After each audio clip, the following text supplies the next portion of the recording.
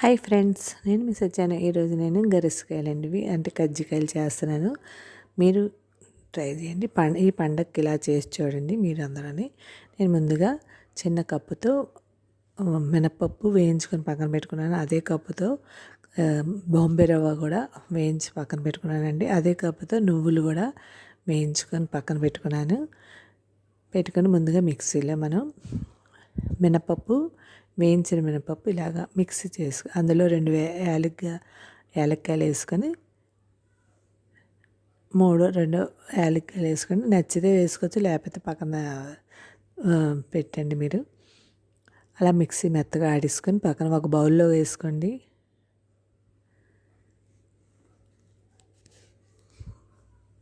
ఇలా బౌల్లో వేసుకొని పక్కన పెట్టుకోండి. బౌల్ వేసుకొని అదే కప్పుతో మనం కరాచీనొక వేయించింది ఉంది కదండి, ఇది వేయించేసిందే కాబట్టి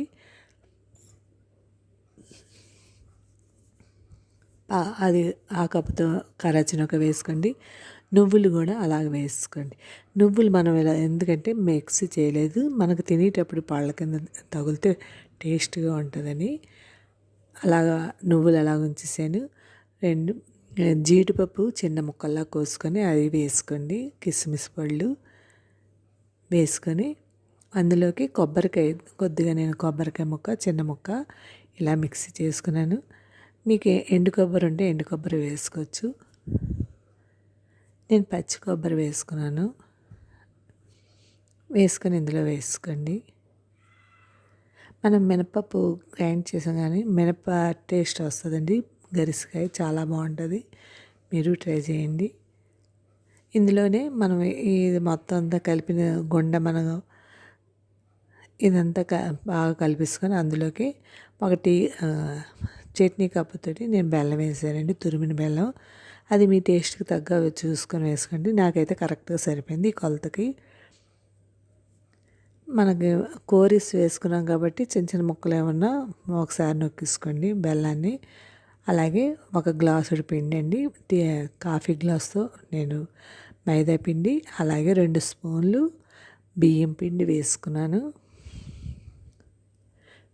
వేసుకొని అందులో చిటికెడు ఉప్పు, సాల్ట్ అండి. సాల్ట్ వేసుకున్న వల్ల మనకి టేస్ట్ బాగుంటాయి. అలాగే ఒకసారి జల్లించేసుకొని పక్కన పెట్టుకోండి. మరిగిన నూనె వేసుకోండి. నేను ఒక గరిటెతో మరిగిన నూనె వేసుకున్నాను.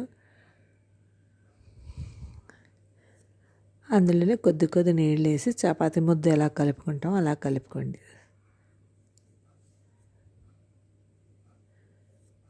ఇలా మెత్తగా స్మూత్గా ఉండేలా కలుపుకొని తర్వాత కొద్దిగా నూనె రాయండి. అప్పుడు మనకి పిండి ఆరదు. మైదా పిండి ఎప్పుడు బేగా ఆరిపోతుంటుందండి.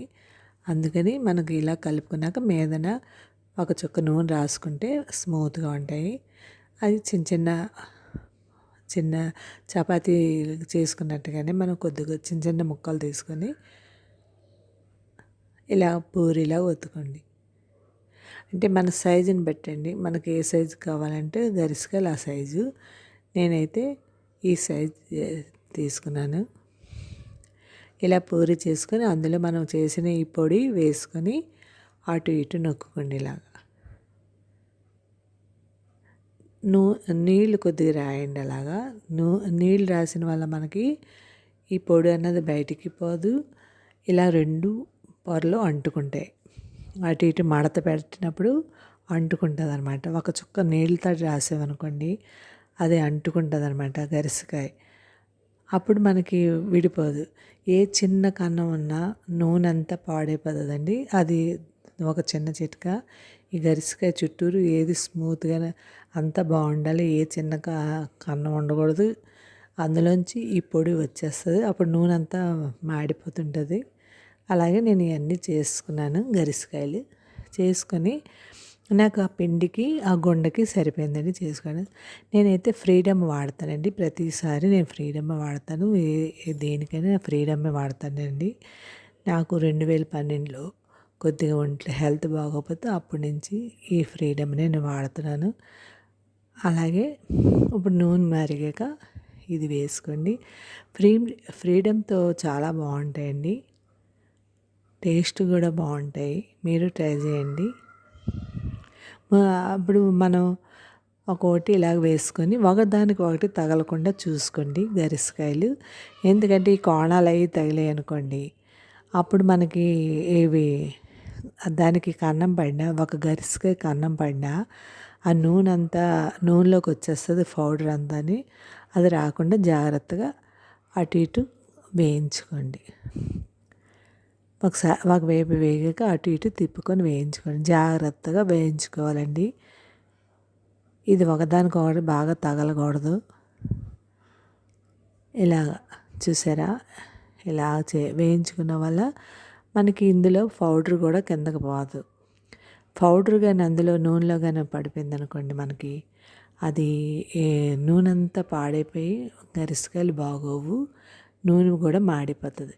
అలాగే అన్నీ వేయించేసుకొని మీరు ట్రై చేయండి. మీకు ఎలాగొచ్చింది ఈ పండగకి నాకు కామెంట్ సెక్షన్లో పెట్టండి. Thank you. సబ్స్క్రైబ్ చేయండి, లైక్ కొట్టండి. దాల్ గరిసకాయలు మీరు ట్రై చేయండి. Thank you. బాయ్.